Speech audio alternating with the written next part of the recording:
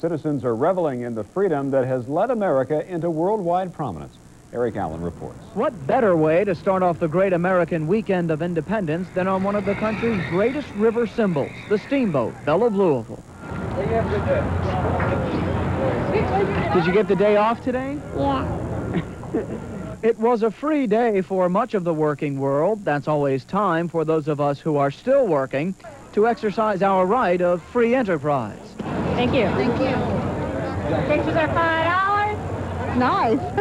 Pictures are $5. Nice little souvenir. Just downriver from the Belle, the colors of Old Glory were being set at the Belvedere for tomorrow's Heritage Festival. 2 days of food, fireworks, and the blast of the cannons that may have just won us independence. So we keep changing it every 5 minutes. Also today, we saw the bond that holds the great American family together. The Offits had a reunion. From 83-year-old Maud to 5-month-old April Roach. They brought hot dogs and chicken and pasta salad, and they brought it from across the nation. We're from just all over, Michigan and, like I said, Ohio, Indiana. We got some in New York, California. The annual Madison Regatta is by far the biggest 4th of July event in the area. Today, the first day of qualifying, and a new course record was set. And as Mike Schuh reports, the Thunderboats are running fast this year, and the big crowds are good news for the small town of Madison.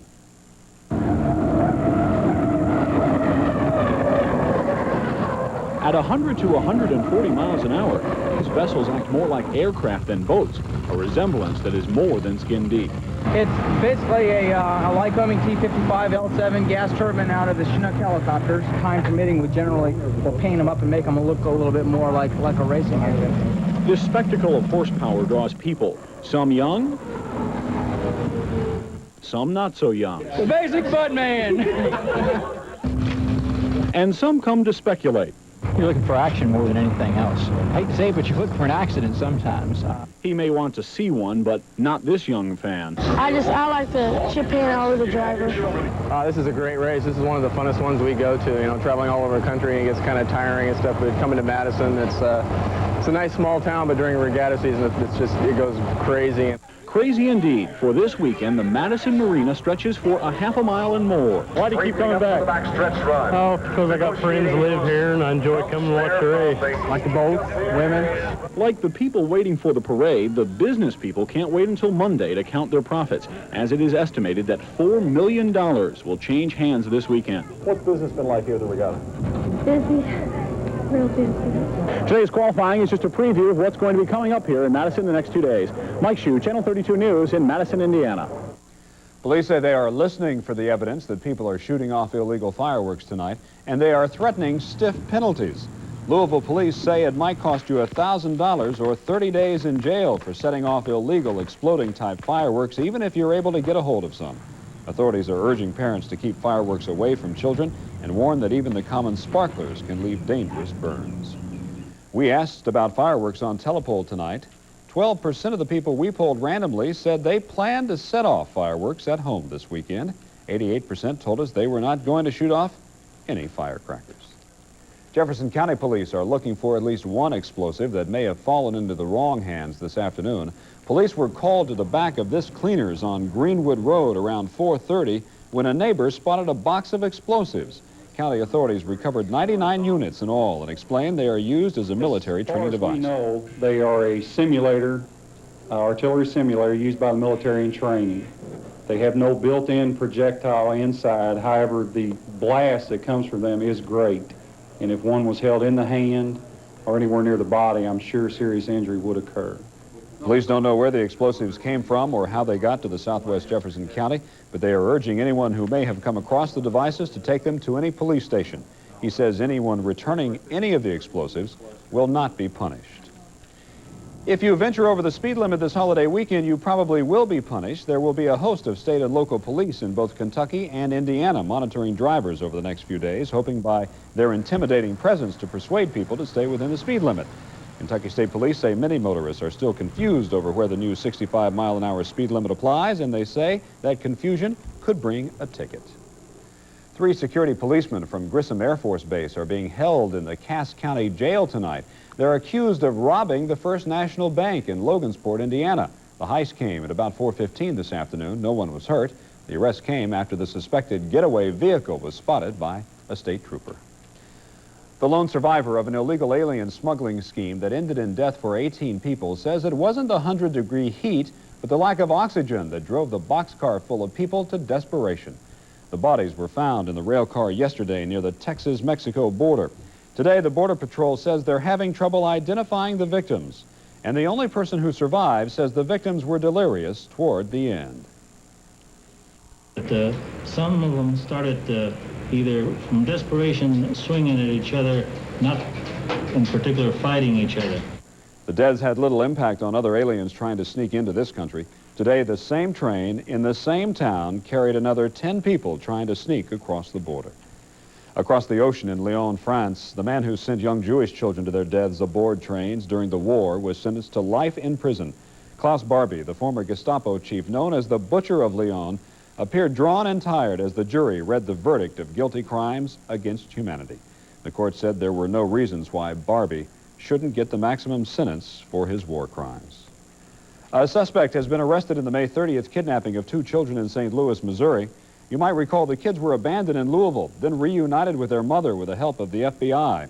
5-year-old Jason Mitchell was able to identify a photograph of a man suspected in the case, and police have arrested him in Troy, Michigan. He'll face extradition to St. Louis to face car theft and kidnapping charges. A man who tried to fix a leaky pipe at a house on Oak Street was electrocuted this noon. Louisville police say 28-year-old James Webster had gone into the crawl space beneath his home on East Oak Street when he laid across an extension cord.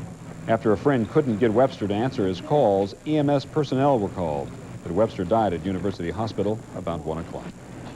Still ahead tonight, a watery mess in Middle Ohio, a soggy and scary landing for the balloon adventurous, and where you can go to see spectacular sights tomorrow night.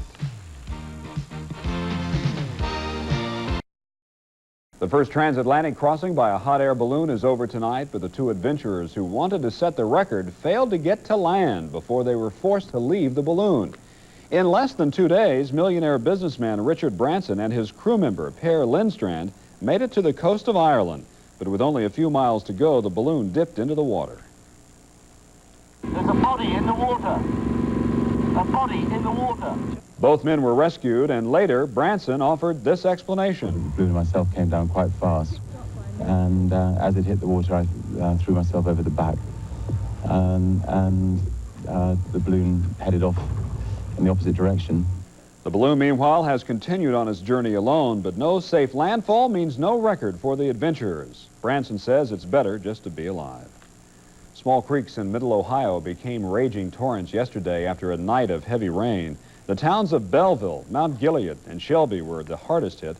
Ohio Governor Richard Celeste declared 4 counties under a state of emergency. In Belleville, about 4 dozen homes were damaged by the flooding. Some of the rivers in the area will not crest until tomorrow. Pretty nasty stuff there. Some of that water is coming down in the Ohio River, and there has been a little bit of concern up at Madison with the race there. If the water would go up another 2 feet, they might have trouble running the race this weekend, but they're working with the folks at Markland Dam to help keep it down to a safe level. So it looks like the races should go okay. Great. What's the rest of the weather look like? Well, I want to talk briefly about Thomas Jefferson. Back okay. We're going way in the past Speaking here. of weather, yes. Back on the morning that the Declaration of Independence was signed, he actually went out and went shopping. There was a 20% chance of rain. No. I don't know about that, but he did go out shopping, and he bought himself a thermometer. Cost him 2 pounds and 7 shillings, and they tell me back in those days that was $128. Is that and right? I've never bought a thermometer that expensive, so that's fascinating. It still should be working after all these years. Maybe it's in Philadelphia or something like that. I don't know. Let's take a look back in the past, but not so far distant past. We'll look at the weather for this week, and we started off on the hot side here in Louisville, 91 on Monday. Temperatures have been in the 80s ever since. We bottomed out Wednesday. We've started a slow warm-up since then, and I think that's going to carry us into the 90s next week, it looks like. Well, this evening our skies are cloudy, temperature 77, winds are out of the southwest, 8 miles per hour, humidity 71%, and the barometer is steady. Again, our high today 87 at 3:30, 69 the low temperature this morning, 33 at Gunnison, Colorado this morning, the hot spot around the country, 112 out at Gila Bend, Arizona. Boy, I tell you, Real hot stuff out in the desert Southwest. El Paso 103, Phoenix 108. I don't have it on the map here, but Tucson 109 for a record high this afternoon. Vegas got in the act with 101 degrees this afternoon. And except for the Pacific Northwest and for New England, you can see the rest of the country in the 80s and 90s this afternoon. Okay, on the weather map tonight, the humidity and moisture has been increasing across our part of the country. You can see the clouds and showers occurring under some of those clouds. Up to the north of us, we have a frontal system. This will be stalling out near the Ohio River or maybe just north of us late in the day tomorrow. So we're going to keep that slight chance, that 20% chance. I always hate to hear that. Slight chance of a thunder shower in the forecast for tomorrow. I'll show you what's going on the radar this evening. We had a few showers reach the southern portions of the metro area earlier. Those are now sliding off to the east of us and across eastern Kentucky. Also some showers down toward Bowling Green. But along that frontal system, out ahead of it there, heavy thunderstorms just north of Indianapolis. Again, now that front's going to be down in here tomorrow, but it looks like it's going to weaken just a bit. So hopefully we won't see any of these types of thunderstorms down our way tomorrow afternoon. It's one of those things we're going to have to wait and see. And tomorrow's highs, pretty much like today, most of the country, again, will be running in the 80s and 90s. And there's those hundreds from California right into Texas tomorrow afternoon. Here's our forecast for the holiday weekend. Cloudy tonight, low of 70, partly sunny. 87 tomorrow, that slight chance of a thunder shower. Sunday, 40% chance of storms, with a high of 89 degrees. Traveler's outlook, if you're going to be doing some traveling on the 4th, partly sunny at Chicago. Cincinnati has a slight chance of a shower, 85. Thunderstorms at Nashville, 93 down at the beach at Panama City. St. Louis, partly sunny. Washington, D.C., partly sunny. And by request this evening, Charleston, West Virginia, mostly cloudy, chance of showers, high 85. And Philadelphia, be a busy place tomorrow, partly sunny, and 85 degrees expected there. Again, we look on the bright side, 20% chance of rain means 80% chance of no rain. There you go. We'll take that. Thanks, John. The sky will light up tomorrow night with traditional 4th of July fireworks displays. And here's an idea of where to go to catch the action tomorrow night. How's the big 5-inch going to play?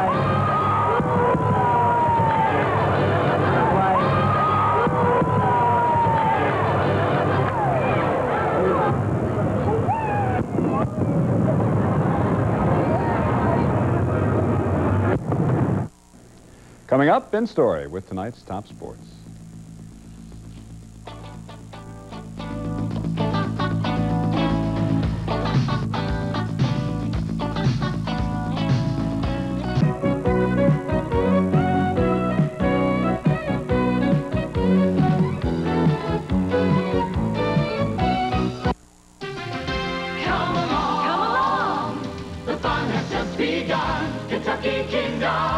Kroger presents a Super July at Kentucky Kingdom. There's rides, shows, special events, and a $2 off discount coupon at participating Kroger checkout lanes. That's right, $2 off general admission. So hurry to your nearest Kroger for this limited time offer. And don't miss the Imperials in concert July 4th. At the new Kentucky Kingdom. Open every day and night. It's a star-spangled sale going on now at Smith's Furniture with July 4th values like these. Chapin 14 cubic foot no frost refrigerator, now only $399. Magnavox Deluxe 20-inch color TV with random access universal remote control, now just $299. Frigidaire Deluxe 4-cycle automatic washer, only $329. See Smith's newspaper ads for more sale items. Smith's Furniture, that's who. Hurry, sale ends Monday.